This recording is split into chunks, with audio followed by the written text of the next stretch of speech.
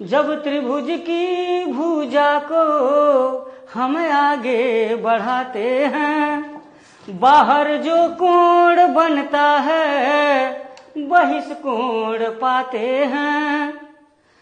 इसके मान के लिए पड़ोसी छोड़ देते हैं। ये इसका पड़ोसी कोण है और इसके दूर वाले हैं।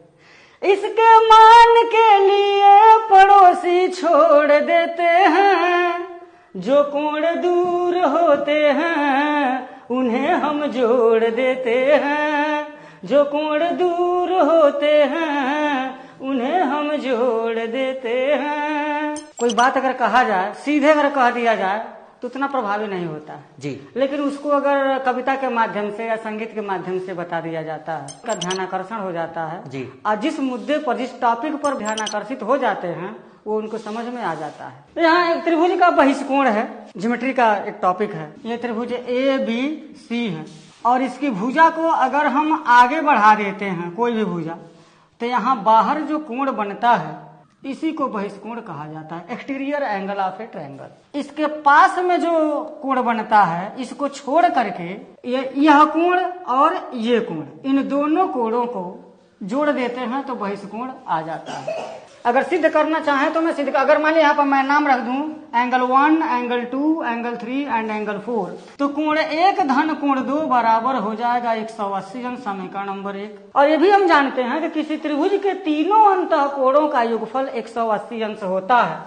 तो यहाँ यानी कि कोण 2 धन कोण 3 धन कोण 4 ये भी 180 अंश के बराबर हो जाएगा। इन दोनों समीकरणों का राइट हैंड साइड अगर बराबर है तो इसका लेफ्ट हैंड साइड भी बराबर ही हो जाएगा।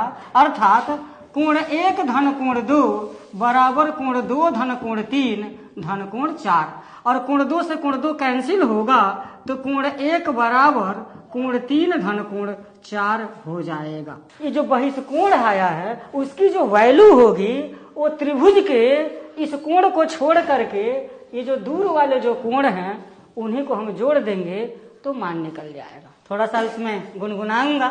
जब त्रिभुज की भुजा को हम आगे बढ़ाते हैं, बाहर जो कोण बनता है बहिष्कोण कहते हैं। इसके मान के लिए पड़ोसी छोड़ देते हैं। जो कोण दूर होते हैं उन्हें हम जोड़ देते हैं। चलेगा। बहुत बढ़िया है कि आप गाने के साथ साथ पढ़ाते भी हैं इसमें। जैसे इस तरीके से समझ जाते हैं इसको।